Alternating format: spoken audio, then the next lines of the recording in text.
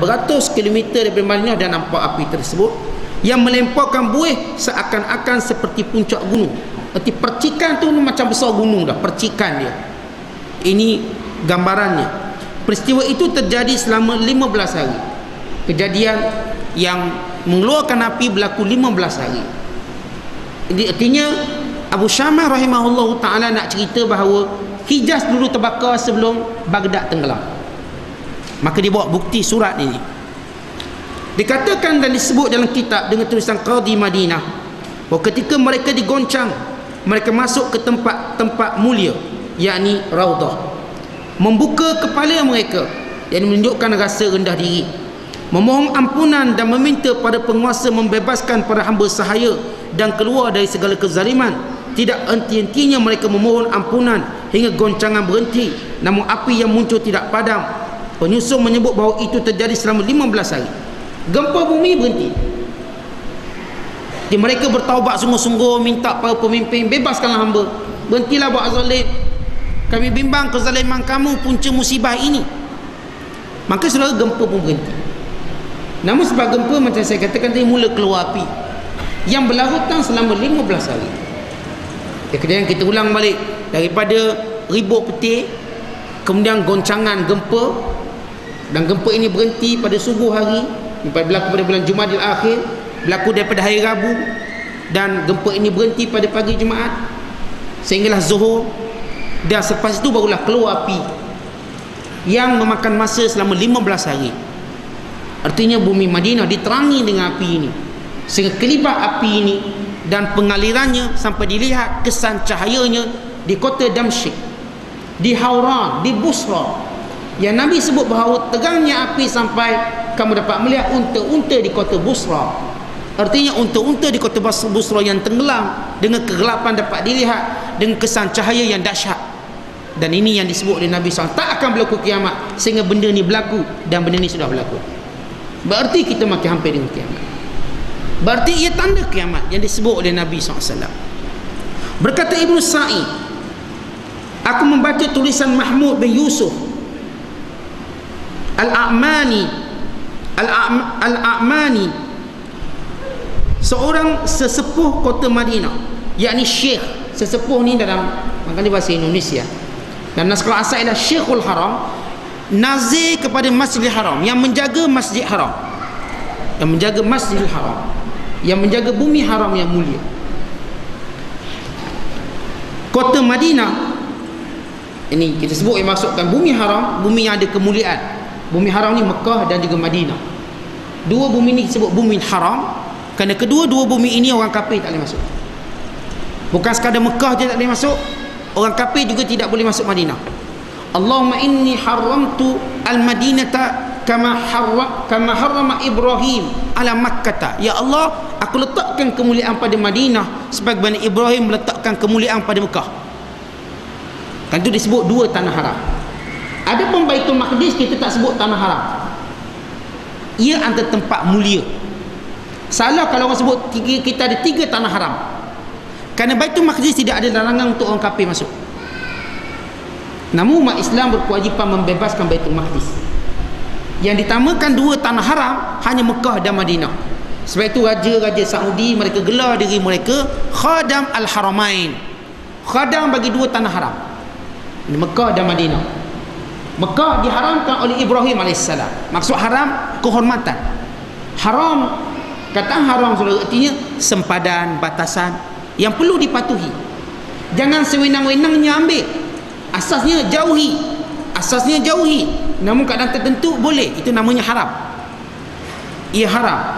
Maka Nabi kita SAW mendoakan untuk bumi Madinah supaya ia juga jadi setara bumi haramkah. Maka dia mendapat beberapa taraf. Antaranya ialah orang kafir tak boleh masuk. Antara, walaupun Mekah lebih mulia dari sudut ibadat.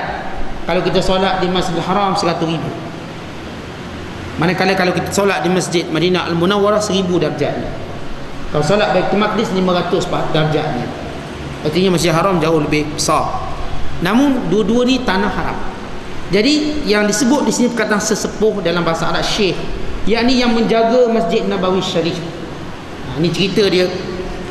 yang berkata bahawa sesungguhnya api yang muncul dari bumi Hijaz adalah petanda agung yang menunjukkan kiamat sudah dekat. Oleh sebab itu, selamatlah orang yang mempergunakan sisa waktu sebelum kematian datang, dan selamatlah orang yang mau memperbaiki segala urusannya dengan kebaikan yang ditetapkan Allah SWT sebelum kematian datang. Api itu membuat bumi menjadi berbatu dan tidak ada pohon maupun tumbuhan yang boleh tumbuh. Api memakan sesuatu secara bertahap hingga tidak menemukan apa yang boleh dimakan, lalu membakar batu dan mencairkannya hingga menjadi lumpur yang basah, kemudian menghamburkannya ke udara hingga kembali seperti sampah besi yang keluar dari uburan, yakni alat peniup api tukang besi. Demi Allah, ini menjadi peringatan bagi kaum muslimin dan rahmat bagi alam semesta. Selesailah apa yang dikata oleh Ibnu Katsir rahimahullah.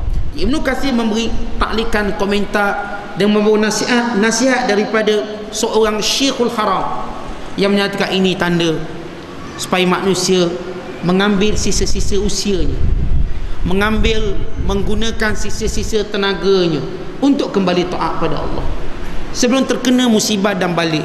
So demikian sifat kita orang beriman. Kita orang beriman senantiasa mencari pelajaran daripada kejadian, pengajaran dan iktibar dan apa-apa perkara yang berlaku sekeliling kita, baik kematian ataupun kedukecitaan, malapetaka. Sebab itu Nabi SAW menyuruh kita melihat semua benda dengan pandangan iktibar, sehingga kita dilarang kalau berada di kubur kita ketawa, kerana ini tempat iktibar. Sabda Nabi SAW, Inna Allaha yakrahu lakum salasa, al-ambasu fis salat, wal-rafasu fis siyam, wal-dhahik indal maqabir. Rawahul Bukhari. Hadis riwayat Bukhari.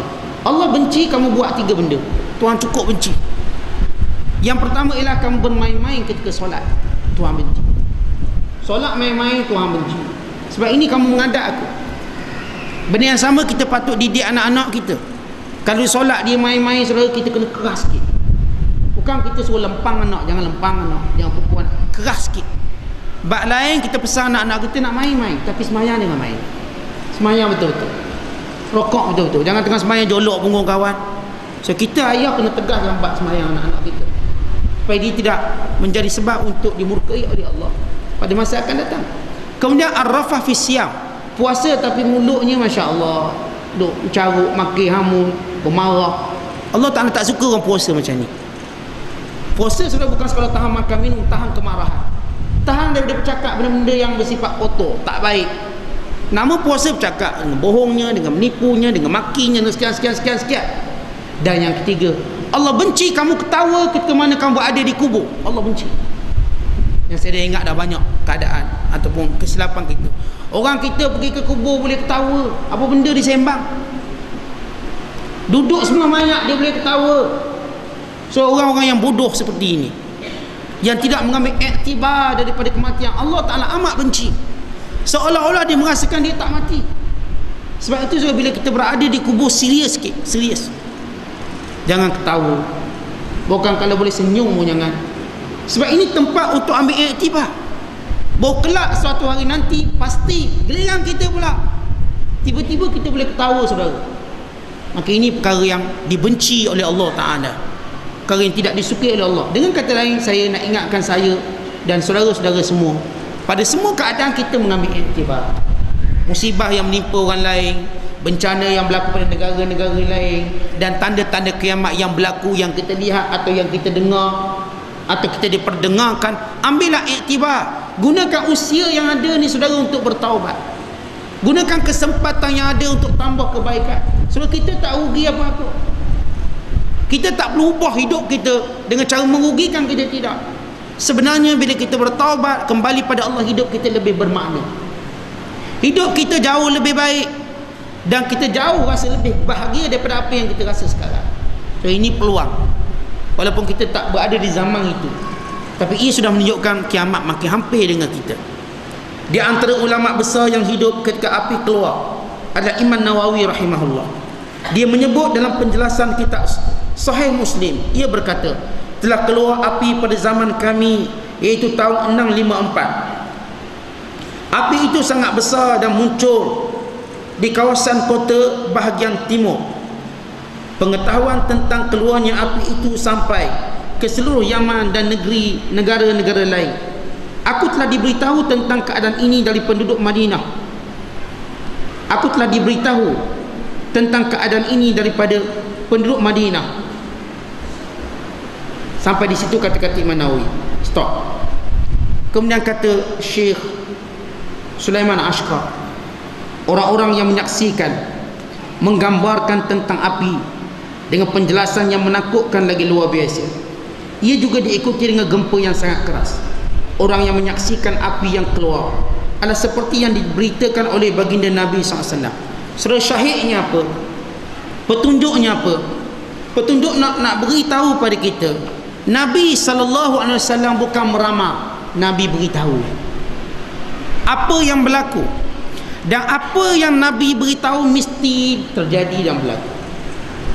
Ia menunjukkan benarnya Nabi Muhammad SAW. Ia menunjukkan betapa benarnya kiamat dan betapa dekatnya kita dengan kiamat. Kerana tanda-tanda ini disebut.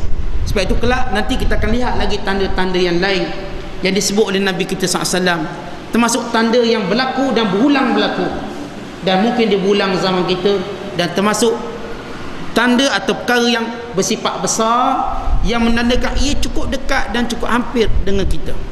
Walaupun demikian saudara, kita patut yang fikir apa yang lebih hampir dengan kita, iaitu kematian.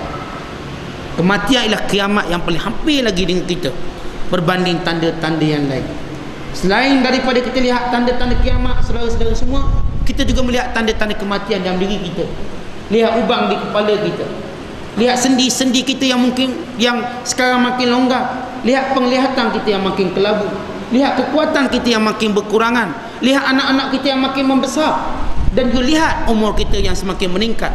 Ia adalah tanda kematian yang patut lebih kita fikir berbanding tanda kiamat itu sendiri, kerana kematian itu jauh lebih dekat dengan kita berbanding kiamat.